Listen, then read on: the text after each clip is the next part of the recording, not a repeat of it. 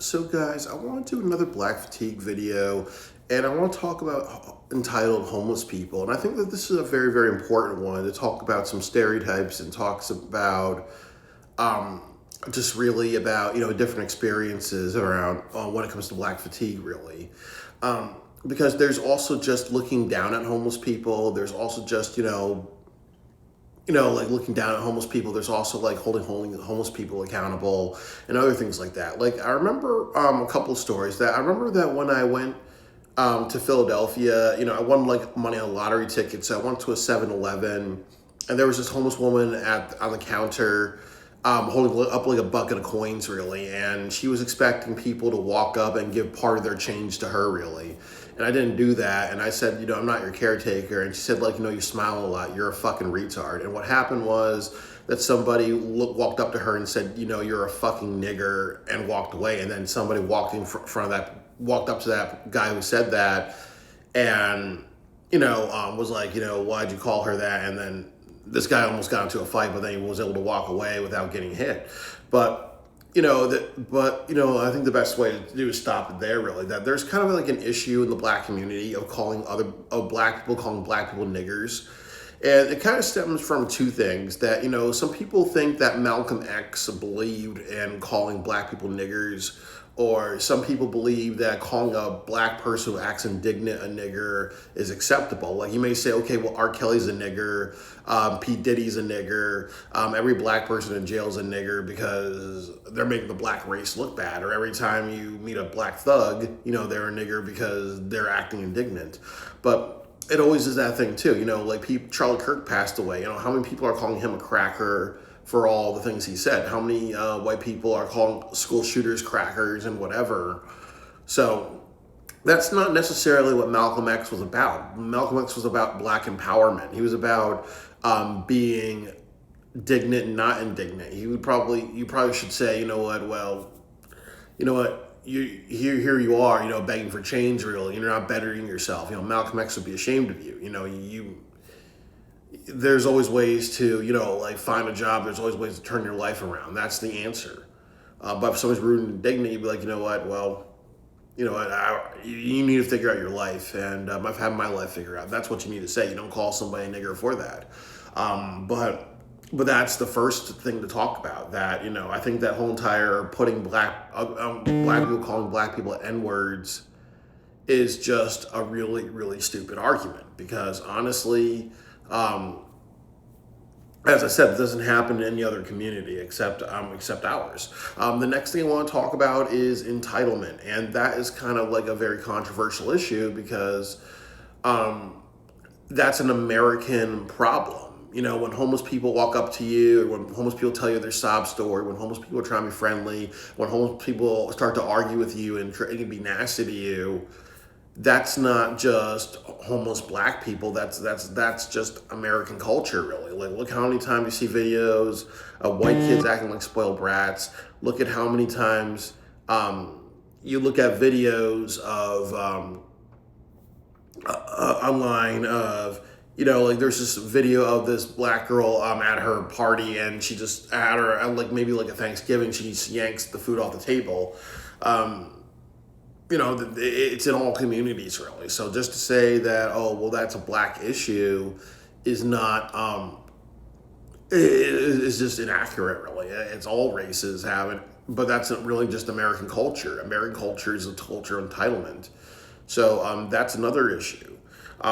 But part of also Black fatigue that I will say is that definitely, like all homeless people, I work in downtown New Haven, so I remember one time going to Dunkin' Donuts, and there was this homeless person that was getting very aggressive. And I remember one day buying him breakfast. And I remember the next day I had to threaten him to not do that because he was doing something like popping up out of nowhere, really, like Pop Goes the Weasel. You're walking and you don't know where he is, and then he just pops out of nowhere, waving like, trying to turn this into a daily routine that I buy him his breakfast, really. And then I had to threaten him to be like, if you come here, I'm gonna like do something to you. And the reason why I had to do that was to defend myself, because I'm not responsible for his health. I'm not his father.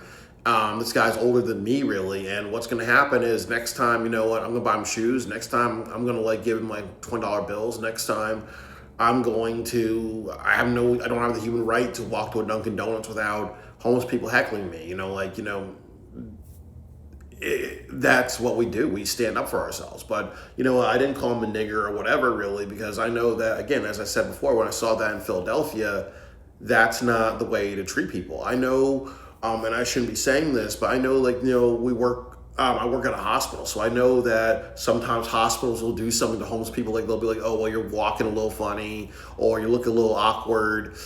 So they'll get a cop, and a cop will say those things, and then they'll put the homeless person in a ambulance, bring them to the hospital, put them on medication, and send them out. Really, because that's how some states make money, because they can speak for your health, really. And obviously it's a little different when you are have a mental illness, or when you are maybe homeless for a day or two, and then obviously you go back into a home, versus a situation like living on the streets for a while. Then you can almost then the cops are always driving by you, so they kind of get to know you, or they get to study you and be like, "Hey, you know what, maybe you might be drunk, maybe you might be like mentally ill, maybe you're maybe you're cursing because you went through domestic violence, maybe you're just talking to yourself, but we're going to bring you back to the hospital, we're going to give you a bunch of drugs, and if you don't do that, and if you want to leave, we'll just sedate you, and then we'll put you on more drugs," really. So that happens as well, really. Like, homeless people don't have good lives, but that's all homeless people. So I think some of it has to come from understanding. But I also think that there are some people, like I have a friend who was encouraging that, some people believe that, well, homeless people have it rough, really. So what I should do is that, if I'm planning on taking a trip to Nashville in a couple of weeks, so what I should do is, like, not go to Nashville, take a homeless person, get them all dressed, get them all nice, and just send them to Nashville, and then I stay at the hospital and I work my shift. And I don't believe that as well, really, because I also believe that sends a very bad message that says, okay, it's okay to be homeless, it's okay to panhandle, it's okay not to work hard. Because sometimes there are some homeless people that, and I do get it, that have no connections and no opportunities, and they've been on the and they have no address, and they have no nothing to pick themselves up, really. So there needs to be programs to help them out, really, and I'm sure there is. But we don't get to a point where, like, okay, well, you know what, I just had my birthday trip to Memphis, but should I just give up my birthday trip to Memphis to a homeless person when I work like 64 hours a week, when I work up to 80 hours a week, when on top of working a 14-hour day, I may get a call from my boss to say, "Hey, even though you work 14 hours, stay an extra 15, 16, no questions, really." That doesn't seem fair. So I do not believe in that as well, really, because, even though it's a bit self-sacrificing, it's a middle finger to me, really. So we always have to kind of be we always can't let ourselves be taken advantage of. And I think that that's kind of one of the things too, is that there's that when it comes to homeless people. You don't allow yourself to be taken advantage of, nor do you take advantage of them, really. But I do think that when it comes to homeless black people and the black fatigue, I think we can all be more understanding. There needs to be programs to help them out. We can be understanding that they've gone through a hard time, or when they're cursing at you or fucking with you, you just let it go. But they won't fight you, or they want to, get aggressive, really. You have to initiate self-defense. Like, like last year, there was a homeless person, I think on the New York subway, and he was threatening to kill people, and somebody put him in a submission hold and killed him. And I think that was a little too far. Threats are one thing. Actions are another level of it. I mean, detaining somebody, yes, for making threats is important, but not to the point where you're putting them in submission to kill them, really. But if it gets to the point of needing to kill a homeless person in self-defense, or putting them in a submission hold because they are violent and threatening, just like any other person, we gotta stand on business, really, because and not that we create a situation where homeless people are allowed to, do whatever the fuck they want, really. Or I know, I think it was like a few years ago, there was this homeless person that got mad with his life and pushed a person on the subway tracks. And there was also another time, And I've seen before, like I remember like going to in Harlem. There was a homeless person whipping out his penis and peeing on like the subway station, and nobody stood on business. But then we got to stand on business, and be like, okay, we got to whoop his ass really, and then we got to call the cops really, because it's just like there's middle school kids around that, and that's also been another issue too of sexually inappropriate behavior in the homeless community. So that comes down to what I said about the black man and the alpha black man. Like obviously if we see that and anybody else sees that, it doesn't matter the race, you gotta just like put that person. You gotta like lay those lumps really. You gotta beat those people, and then you gotta call the cops and be like, hey, this is what this guy's doing. He's whipping out his dick, in a public area in front of children, and that has to be dealt with because nobody should be exposing themselves in front of kids. People don't realize how disturbing and how that fucks up a person's psychology really by going through sexually inappropriate behavior. Even if it's just somebody being decent in public, really, nobody should deal with that. It's just like, it's a complicated issue because I think on one side, you shouldn't look down at people. On the other time, or two is that sometimes when people are indignant to you, you can't just jump and use the N-word as a way to hurt their feelings or be like, okay, you're acting like a black stereotype. You're asking for money, then you're being rude and belligerent like Michelle from Everybody Hates Chris. Really, that's just not the way to. That's not the way to deal with people. We're gonna all agree with that, but I will say that. I will say that. I agree with everything that I'm saying, really. I think that on one side, part of black fatigue is maybe getting homeless people and like encouraging them to get better jobs and helping them and making programs for them. Like, people should be recruiting homeless people to better jobs or like housing and other things like that to kind of rehabilitate them and get them better jobs. And then I also feel the other thing too is that if I ran the world, I would put homeless people in work camps, just like FDR and just like FDR did, like where it's humane, not like in Russia, but in work camps, just like the U.S. had, where it's like it's humane.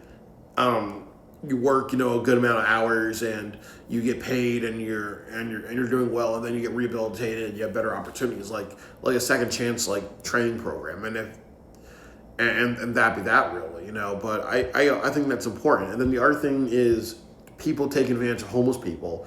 That I remember like one time I was at an Airbnb in Providence, Rhode Island, and there was this guy who was staying there, and what happened was that he went to the Providence place. There was this homeless girl, and he was saying things like she looks like Lazaro. Lazaro is a porn star. So what he did was that he took this homeless girl and he brought her to the Airbnb and they had sex. He paid her $100 for it, but obviously she was talking to herself.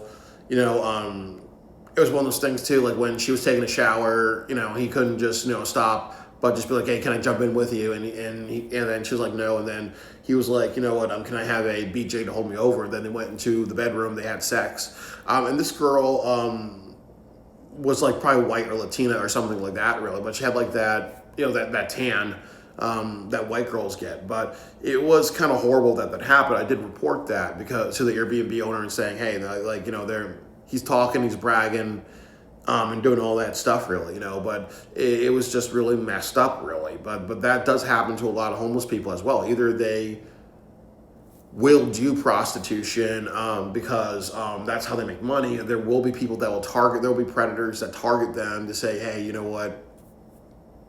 This is what I want. This is how you're going to eat tonight. And they may not be aggressive. They may just say, hey, you know what? You want $100? Would you want to come with me and we'll do something or something like that, really? And that's, completely horrible. And it's horrible because you're taking advantage of somebody, because what if they were well off and what if they had like their heads together? Would they be doing the exact same thing? The next thing too is that some of these homeless girls are in relationships. So sometimes they have to stand in a corner and earn money. People may feel sorry for them, but then what happens is that they go out and then they are offered these opportunities to make some money, and then their boyfriends, beat the shit out of them for what they're doing, or they may break up and be like, hey, you're by yourself. Really, they're being taken advantage of, but it leads to a situation where it can hurt their relationship, or if it's a group of homeless people all together. like I was at Occupy Wall Street, and there was this homeless girl that was having sex on the New Haven Green, and what happened was at Occupy Wall Street, so people were just throwing her tent, they kicked her out really, and that happens in some homeless communities, or where somebody's prostituting, they kick them out really because they're like, okay, you know what, you're just gross really. And then there are situations where there are situations where where that can ruin somebody's life really, you know. So there are times where with the homeless people that we have to be really understanding. We also have to be understanding that, you know what, they are targets of predators. They are targets of, you know, like of law enforcement and mental health professionals that just want to drug them up really, because that's how states make money really. But there's also a time when homeless people need to be held accountable, and there are times when, you know, they need to be put in jail really. Like obviously this one panhandling is illegal. Panhandling is illegal. Also, going to the store and harassing people is illegal. And you're going to have two dumbasses who are running that 7-Eleven just like smiling and grinning because they don't know how to pull her out really or call the cops really. And then the other part of it is, like I've said, that yeah, I've seen many homeless people whip out their dicks and piss on something, you know. And yeah, and I remember like one time when I was a kid, there was this homeless person, white guy, who took a shit in a bag by a store. I remember like, you know, throwing it in the trash really. But I remember how, you know, that happened right in front of my grandmother and my dad when we were waiting in the car really, you know. So again, you know, my dad just being my dad didn't call the cops really. And but that happened really. But the other thing that I will say is this really, that I think that calling homeless black people N words and whatever, to kind of like be like, okay, you're being stereotyped because you're panhandling, you're threatening people, you might be, you know, verbally abusing or hurting people back or whatever. You just gotta get to a point where that's just not the way to handle things. And as I said earlier, that's not what Malcolm X believed in, is calling black people niggers when they act like a stereotype. You know, you call them a stereotype. But I do believe in the other side. You know, if a black person, you know, if any race of homeless people are assaulting you, indecent exposure, threatening you, or anything illegal, you take it to the right degree, really. You have to gauge it, really, and be like, okay, is this something where I call the cops? Is this something where they're whipping out their dicks in front of, like, where kids are around? Or are they whipping out their dick in front of me? We gotta, like, stand on business, really.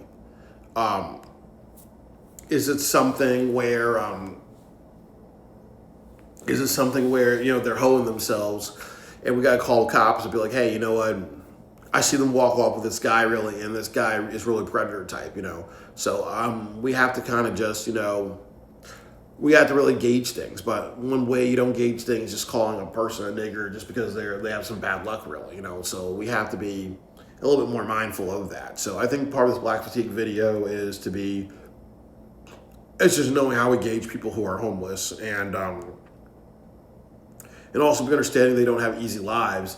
And sometimes, you know, people are homeless by choice. Sometimes they make bad decisions in their lives and it leads them to that situation. Or sometimes it's to escape domestic violence, or they have mental health issues, or they have financial ruin and other things that happen where it's understandable why they'd be in that type of situation. So, you know, just, you know, racist words is not the way to make people better. You know.